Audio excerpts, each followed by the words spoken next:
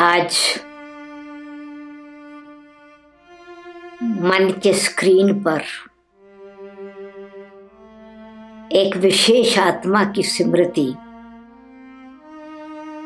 जो अमिट छाप छोड़ करके गई, दादी प्रकाश मणि जी। जैसा दादी जी का नाम था, प्रकाश मणि, jewel of light. Mani are पारदर्शक होती है, चमक वाली होती है, वैल्यूबल होती है। आप प्रकाश, सिर्फ प्रकाश की मणि नहीं थी, आप ज्ञान के प्रकाश की मणि, अति रूहानी स्पिरिचुअल सच्चे प्रेम की धारा बहाने वाली, गंगा की तरह शुद्ध, हर एक के हृदय को छूने वाली स्नेह मणि भी थी। आपके जीवन से बहुतों ने वो जीवन की प्रेरणा ली जो एक जीवन बनाने वाली प्रेरणा मिली। आपने अपने जीवन की ज्योति से दूसरों की ज्योति जगाई। दादी प्रकाश मणि जी का बचपन भी कुछ निराला था, अनोखा था। आप ऐसी आत्मा थी जिनकी भाग्य रेखाएं बताती थी कि जन्म पत्री में इनके फादर ने जब जन्म पत्री पढ़वाई तो उस जन्म पत्री में विशेष था कि ये आत्मा भविष्य में कोई बहुत ऊंचा आध्यात्मिक कार्य करेंगी। तो कहा जाता है, होनहार विरवान के होत चीकने पात। आने वाले वृक्ष के पत्ते भविष्य दिखाते हैं, क्या फल निकलेगा। जब बीज अंकुरित होता है, उस अंकुर से पता चलता है कि यह वृक्ष क्या फल लाएगा। तो ऐसे ही आपके मुस्कान, आपकी मधुर दृष्टि, प्रकाश मणि दादी जी का अति सुंदर भावना से, शुद्ध भावना से सबको स्नेह देना, सम्मान देना जीवन की एक विशेषता थी।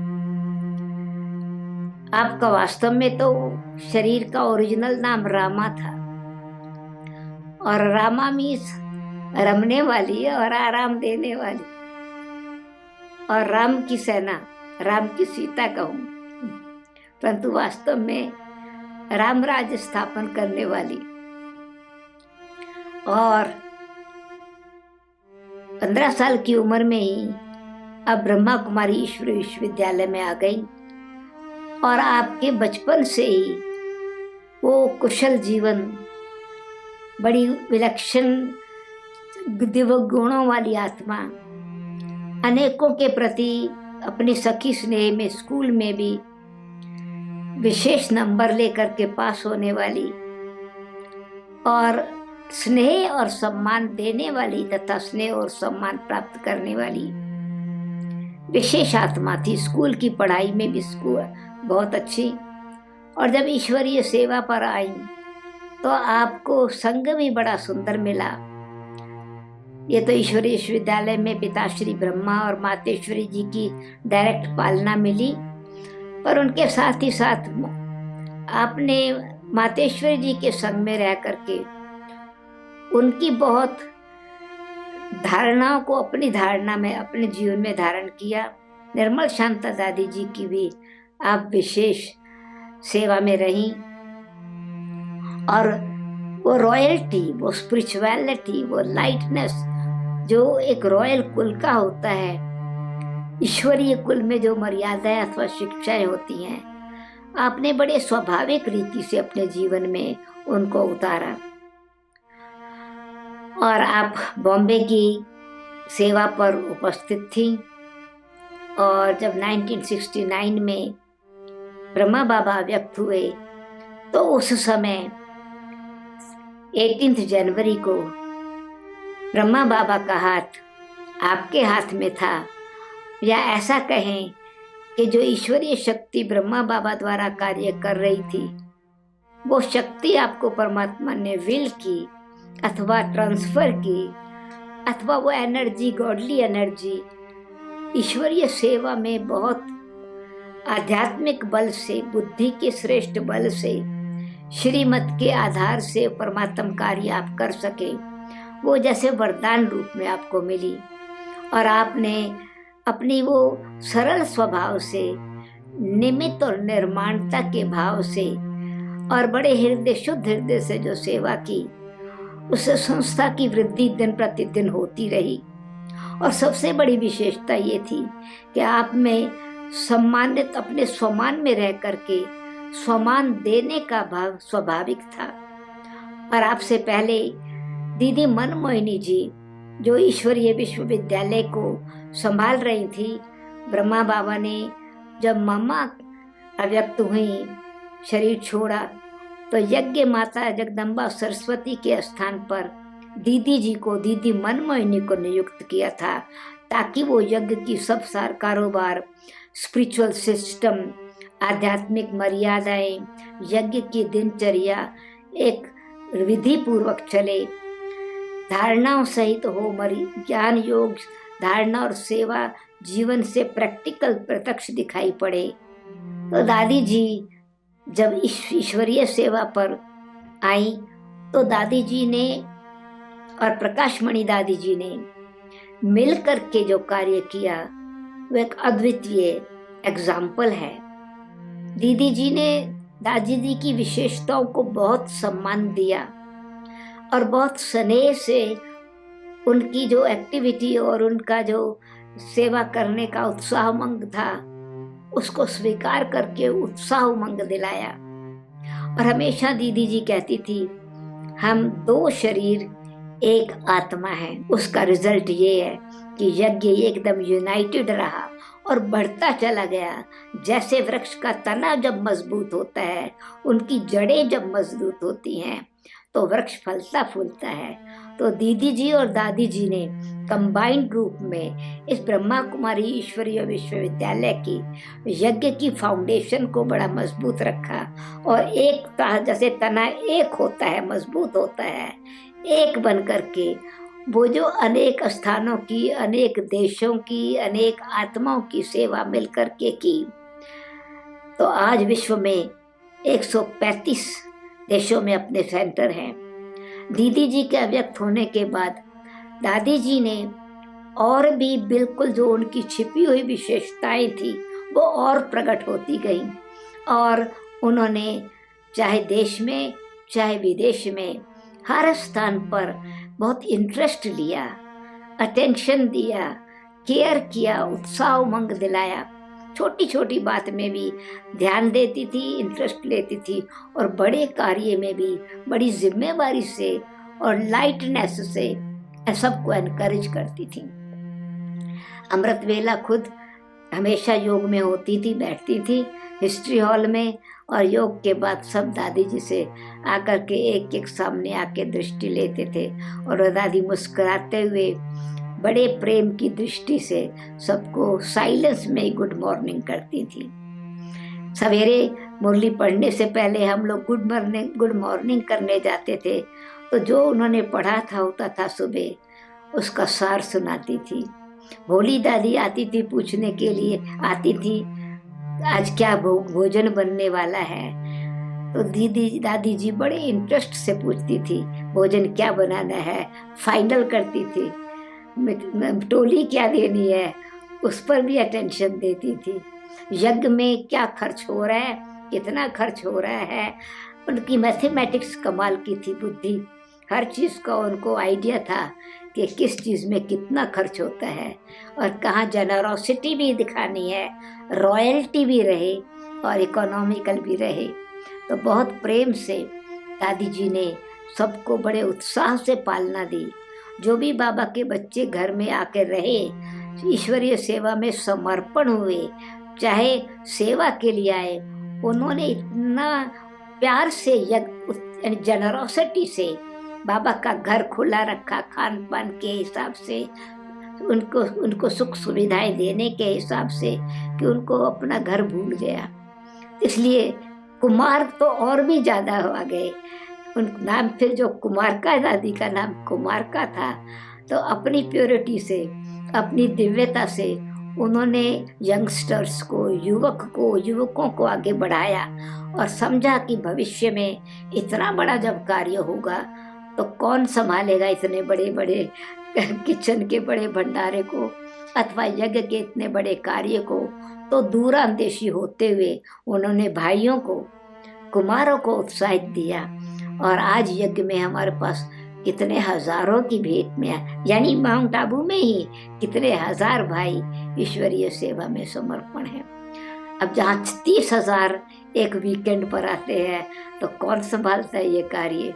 तो दादी जी की दूरदर्शिता और उत्साह उमंग दिलाना, टीचर्स को दृढ़ता के अंदर रूहानियत की शक्ति से तैयार करना, परंतु लाइटनेस और लव से, प्रेम से, परंतु नियम मर्यादा में सब दृढ़ रहे, उसी दृढ़ता से।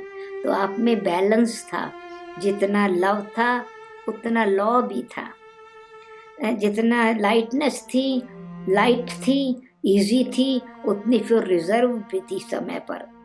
तो आपकी विशेषताएं तो अनेक है। वीआईपी आए तो बहुत प्रसन्न होकर के गए। आप देखेंगे कि अगर एक एल्बम खोल करके देखे तो मैं समझती हूँ भारत का कोई भी उस समय का वीआईपी अथवा धर्म नेता या धर्म जो गुरु हैं उनसे न मिले हों, ऐसा हुआ ही नहीं है। अनेक प्रोग्राम किए हैं, पर दादी जी ने बड़े प्रेम से उनको भी सम्मान दिया है। यहाँ तक कि एक महात्मा जी को, गुरु जी थे, उनको नीचे बैठने में संकोच हो रहा था। बहुत इंटरेस्टिंग कहानी है ये। दृश्य हमने देखा, वो समझा ये माता जी तो गद्दी पर, ऊंची गद्दी पर बैठी हैं, मैं कहाँ बैठूंगा। तो दादी जी समझ गई कि इनको बड़ा स्थान चाहिए। उन्होंने कहा, स्वामी जी, महात्मा जी, आप यहाँ, आपको चढ़ने में इजी होगा, क्योंकि फुट स्टूल था और वो गद्दी थी। महात्मा जी बड़े आराम से वहाँ पर बैठे और दादी जी जैसे ही सोफे पर बाकी सभी बैठते ऐसे बैठे। तो निर्माणता की भी मूर्ति थी और महानता की भी मूर्ति थी। पिकनिक पर जब विदेशी आते थे, खुले दिल से उनकी बातों को सुनना, उनको गाइडेंस देना, और बहुत देशों में उन्हें हर स्थान पर जितने सेंटर्स खुले हुए थे, जितने देश में उस समय सेंटर्स थे, आपने चक्कर लगाया। लंदन में आप गए, कितनी निर्माणता थी।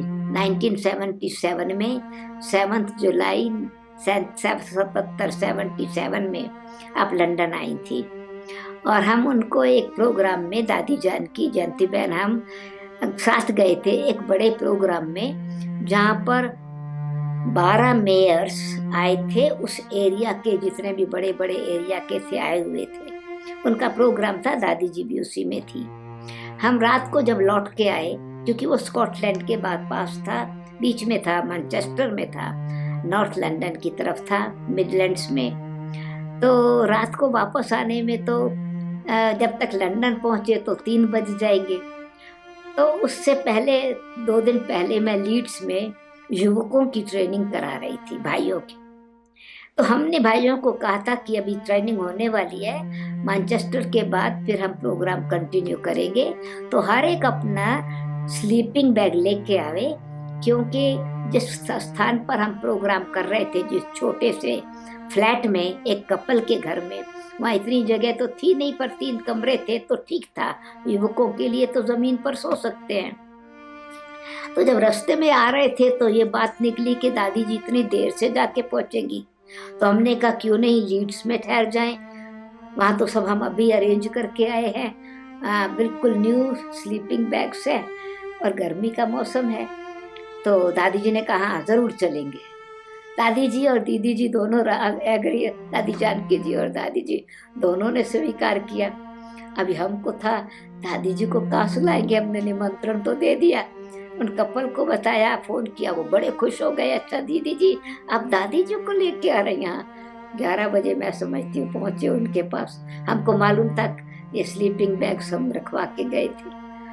तो जमीन पर ही वो नए स्लीपिंग बैग्स थे, जमीन पर ही दादी जी और दादी जी और हम सभी सोए, बड़े आराम से सोए, लाइटनेस, इजी नेचर। ऐसे ही लंदन में भी दादी रही, बिल्कुल अपना, जैसे कोई गेस्ट की बात नहीं है, अपने घर में ही है। दादी का चलना, दादी जी का बोलना, दादी जी का मुस्कुराना, दृष्टि देना ही इनफ था सबके लिए। क्लासेस तो दादी जी की बड़ी पावरफुल होती थी। अमेरिका गई दादी जी उसके बाद, तब जब यूनाइटेड नेशंस के आंगन में थी खड़ी, तो देखते ही कहा एक दिन आएगा जब यहाँ बाबा का स्थान भी होगा, तो बाबा का ऑफिस, बाबा का झंडा लहराएगा। और तब से वो यूएनओ में एज यूनाइटेड नेशंस एनजीओ की रीति से हम रजिस्टर्ड भी हैं और अपना ऑफिस भी है। तो जो दादी जी का विजन, जो दादी जी की भावना थी, तो संकल्प में कितनी सिद्धि है, विजन कितना ऊंचा है। तो बहुत सारी दादी जी की बातें ऐसी हैं जो, यानी भावना जितनी श्रेष्ठ, हृदय जितना शुद्ध, बुद्धि उतनी ही विशाल, व्यवहार इतना ही सुखदाई। पिकनिक पर जाते थे तो बच्चों की तरह खेलती थी, और घर में बैठते थे तो बड़ी मैच्योरिटी से बहुत गहरी चिट चैट करती थी। दीदी और दादी आपस में कभी बैडमिंटन खेलते थे, कभी वैसे खेल खेल में सखी स्नेह क्या होता है, परमात्म प्यार क्या होता है, माँ का प्यार क्या होता है, बहनों का प्यार क्या होता है, भाइयों के उसको कैसे एनकरेज करना है, परिवार वालों को कैसे पालना देनी है। तो कुमारी होते भी दादी ने माँ का पार्ट भी प्ले किया, तो फ्रेंड का पार्ट भी प्ले किया, और एडमिनिस्ट्रेटिव हेड की रीति से बहुत सात्विक बुद्धि से करण करावनहार करा रहा है। इसी स्लोगन से हर चीज लाइट और लाइटनेस से की, तो आप डबल लाइट थी। नाम है प्रकाश मणि, बाबा ने राइट रखा, परंतु मैं समझती हूँ, ऐसा मेरी बिल्कुल ऐसी फीलिंग है, आप पारस मणि थी। जैसे पारस पत्थर को हीरा बना देता है, लोहे को सोना कर देता है, आपने जिसको भी दृष्टि दी, जिसको भी शुभ भावना से कोई संकल्प दिया, लोहा हीरा बन गया। क्योंकि आप खुद हीरो थी और हीरा जैसा जीवन था। और ऐसी सुंदर शिक्षाओं वाली बहन, माँ शिव शक्ति, बाबा के कार्य में एक बड़ा सुंदर पार्ट प्ले किया। तो ऐसी दादी जी की बहुत सारी बातें आज हमारे स्क्रीन में जैसे फिल्म की तरह आ रही हैं। ओम शांति, ओम शांति, ओम शांति।